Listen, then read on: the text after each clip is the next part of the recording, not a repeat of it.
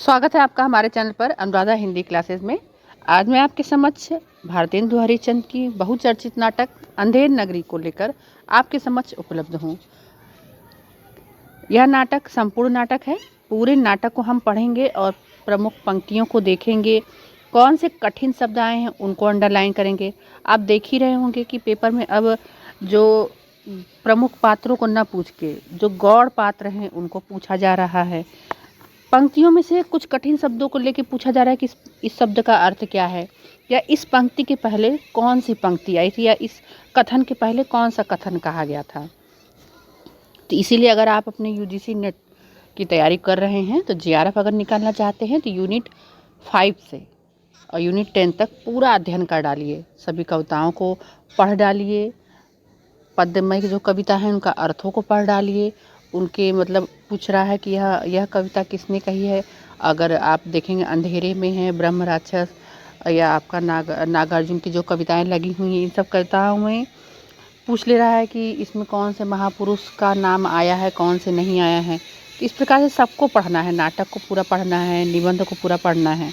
चलिए प्रारंभ करते हैं अंधेर नगरी को देर न करके। इसके पात्र देखा जाए तो महंत है, कुंजड़िन है, नारायण दास है, हलवाई है, गोवर्धन दास है, शिष्य है, राजा, फरियादी, कल्लू बनिया है, कारीगर है, चूने वाला है, भिस्ती है, कसाई है और गरड़िया और कोतवाल सिपाही। इसमें इतने पात्र हैं और सभी पात्रों को यहाँ लिया गया है और क्रमबद्ध पढ़ा जाएगा। आप देखेंगे यहाँ चित्रों के माध्यम से पूरा आपका जो ये प्रहसन है पूरा उपलब्ध है और मूल पुस्तक है यह। चलिए पढ़ते हैं। पहला स्थान ही देखिए, शहर से बाहर सड़क पर महंत जी और दो चेले बातें कर रहे हैं। क्या बातें कर रहे हैं महंत जी? बच्चा नारायण दास, यह नगर तो दूर से बड़ा सुंदर दिखाई पड़ता है। देख, कुछ भिक्षा मिले तो भगवान को भोग लगे। अब नारायण दास जी कहते हैं, गुरु जी महाराज, नगर तो बहुत सुंदर है, पर भिक्षा भी तो सुंदर मिले तो बड़ा आनंद हो। तब महंत कहते हैं कि बच्चा गोवर्धन दास, तू पश्चिम की ओर जा और नारायण दास पूर्व की ओर जाएगा। तो गोवर्धन दास जाता है यहाँ पर। अब देखिए यहाँ पर जा रहे हैं पश्चिम और पूर्व की तरफ। गोवर्धन दास कुंजड़िन से, क्यों भाजी का क्या भाव है? कुंजड़िन, बाबा जी टके सेर। गोवर्धन दास, सब भाजी टके सेर? वाह वाह, बड़ा आनंद है, यहाँ सभी चीज़ें टके सेर। हलवाई के पास जाकर, क्यों भाई हलवाई, मिठाई क्या भाव है? तो हलवाई कहता है टके सेर। देखिएगा, ये ध्यान दीजिएगा कि सभी सब्जियों और मिठाइयों का भाव क्या है ये भी पूछ सकता है, तो टके सेर।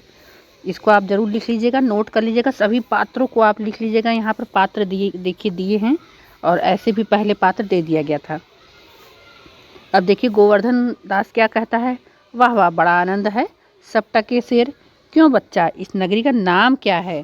तो हलवाई कहता है अंधेर नगरी। गोवर्धन दास, और राजा का नाम क्या है? अनबूझ राजा। तो यहाँ पर ये प्रश्न हो सकता है, नेक्स्ट आपका जो दिसंबर में एग्जाम है पूछ सकता है। तो राजा का नाम क्या है? अनबूझ राजा। गोवर्धन दास, वाह वाह, अंधेर नगरी, अनबूझ राजा, टके सेर भाजी, टके सेर खाजा। आगे बढ़ते हैं। हलवाई, तो बाबा जी कुछ लेना हो तो ले ले। गोवर्धन दास, बच्चा भीख मांग कर 7 पैसा लाया हूँ। यहाँ देखिए पूछ सकता है कि गोवर्धन दास भीख मांग कर कितने पैसे लाया था? तो 7 पैसा लाया है और 3.5 सेर मिठाई दे दे। महंत जी और नारायण दास एक ओर से आते हैं, दूसरी ओर से गोवर्धन दास आता है। महंत, बच्चा गोवर्धन दास, क्या भिक्षा लाया है? गठरी तो भारी मालूम पड़ती है। यहाँ पे देखिए चित्रों के माध्यम से समझाया जा रहा है।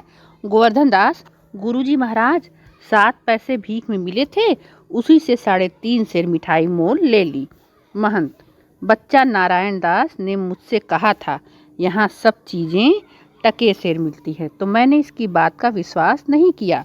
बच्चा, यह कौन सी नगरी है और इसका कौन सा राजा है जहाँ टके सेर भाजी और टके सेर खाजा मिलता है? गोवर्धन दास, अंधेर नगरी, अनबूझ राजा, टके सेर भाजी और टके सेर खाजा। महंत, तो बच्चा, ऐसी नगरी में रहना उचित नहीं है जहाँ टके सेर भाजी और टके सेर खाजा बिकता है। मैं तो इस नगर में अब एक क्षण भी नहीं रहूँगा। गोवर्धन दास, गुरुजी, मैं तो इस नगर को छोड़कर नहीं जाऊँगा। यहाँ पे उसके मन में लालच आ गया कि वो नगर को छोड़ के जाएगा ही नहीं, और जगह दिन भर मांगो तो भी पेट नहीं भरता, मैं तो यहीं रहूँगा। तब महंत बोलते हैं, देख मेरी बात मान, नहीं तो पीछे पछताएगा। लालच करने वाले पीछे ही पछताते हैं। मैं तो जाता हूँ, पर इतना कहे जाता हूँ, कभी संकट पड़े तो याद करना। यह कहते हुए मोहनदास चले जाते हैं। राजा, मंत्री और नौकर लोग यथास्थान बैठे हैं। पर्दे के पीछे दुहाई है का शब्द होता है। कोई चिल्लाता है, दुहाई है, दुहाई है। राजा, कौन चिल्लाता है? उसे बुलाओ, उसे बुलाओ। तो दो नौकर और एक फरियादी को लाते हैं। फरियादी, दुहाई महाराज, दुहाई। देखिए यहाँ राजा के सामने फरियादी दुहाई लगा रहा है। राजा, बोलो क्या हुआ? फरियादी, महाराज, कल्लू बनिए की दीवार गिर पड़ी तो सो मेरी बकरी उसके नीचे दब गई।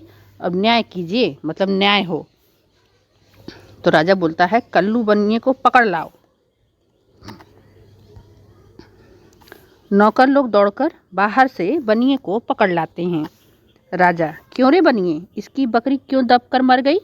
कल्लू, महाराज, मेरा कुछ दोष नहीं है, कारीगर ने ऐसी दीवार बनाई कि गिर पड़ी।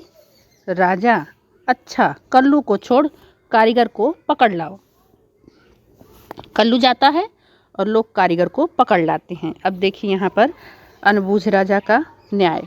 राजा, क्यों रे कारीगर, इसकी बकरी कैसे मर गई? कारीगर, महाराज, चूने वाले ने चूना ऐसा खराब बनाया कि दीवार गिर पड़ी। राजा, अच्छा, उस चूने वाले को बुलाओ। कारीगर निकाला जाता है, चूने वाला पकड़कर लाया जाता है। अब राजा कहते हैं, क्यों रे चूने वाले, इसकी बकरी कैसे मर गई? चूने वाला, महाराज, भिश्ती ने चूने में पानी ज़्यादा डाल दिया, इसी से चूना कमज़ोर तो हो गया। तब राजा कहते हैं, अब अगला न्याय देखिए क्या है उनका। तो भिश्ती को पकड़ो। भिश्ती लाया जाता है। राजा कहते हैं, क्यों रे भिश्ती, इतना पानी क्यों डाल दिया कि दीवार गिर पड़ी और बकरी दबकर मर गई? भिश्ती, महाराज, गुलाम का कोई कसूर नहीं, कसाई ने मशक इतनी बड़ी बना दी थी कि उसमें पानी ज़्यादा आ गया। अच्छा, राजा कहता है, अच्छा, भिश्ती को निकालो, कसाई को लाओ। लोग भिश्ती को निकालते हैं और कसाई को लाते हैं। राजा, क्यों रे कसाई, तूने ऐसी मशक क्यों बनाई? अब यहाँ पर क्रम देखिएगा, क्रमों को पूछ सकता है कि किसको निकाला गया, किसको लाया गया, तो इस क्रम को याद रखना है। कसाई, महाराज, गरड़िए ने टके की ऐसी बड़ी मेड़ मेरे हाथ बेची। महाराज, गरड़िए ने टके की ऐसी भेड़ मेरे हाथ बेची कि मशक बड़ी बन गई। राजा, अच्छा, कसाई को निकालो, गरड़िए को लाओ। कसाई निकाला जाता है, गरड़िया लाया जाता है। राजा, क्यों रे गरड़िए, ऐसी बड़ी भेड़ क्यों बेची?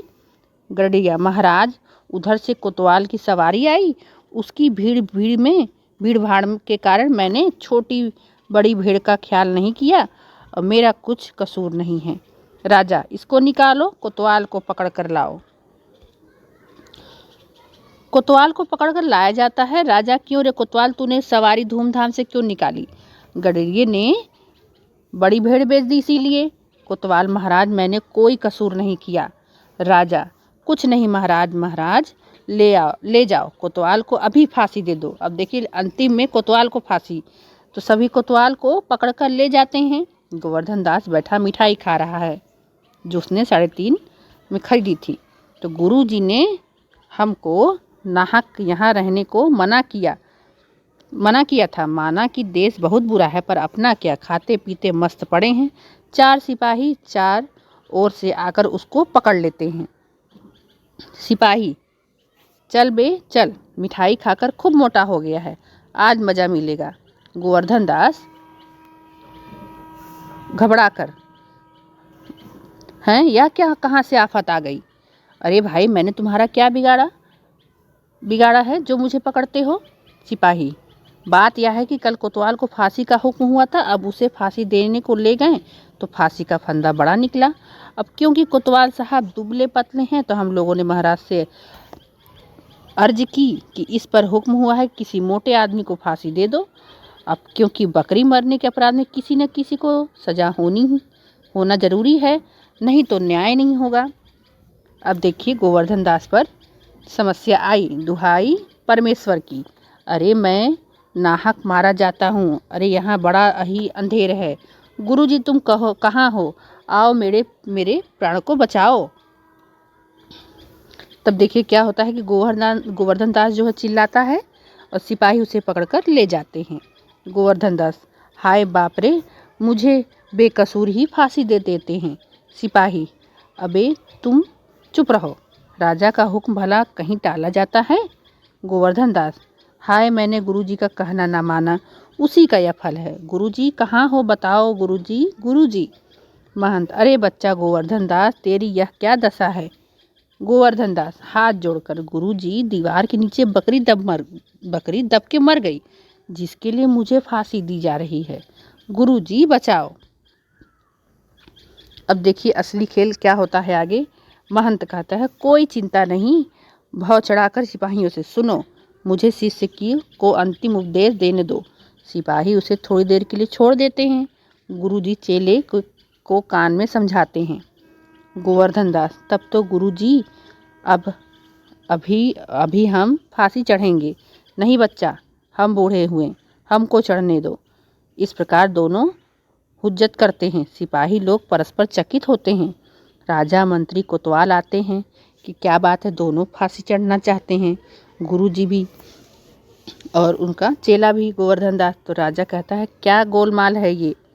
तो सिपाही, महाराज, चेला कहता है मैं फांसी चढ़ूंगा, गुरु कहता है मैं चढ़ूंगा, कुछ मालूम नहीं पड़ता कि क्या बात है। तो राजा गुरु से, बाबा जी बोलो, आप फांसी क्यों चढ़ते हैं। तो महंत, राजा इस समय ऐसी शुभ घड़ी है में जो मरेगा सीधा स्वर्ग जाएगा। तो अंत में क्या होता है, राजा ही फांसी चढ़ता है। तो मंत्री, तब तो हम ही फांसी चढ़ेंगे। गोवर्धन दास, नहीं नहीं,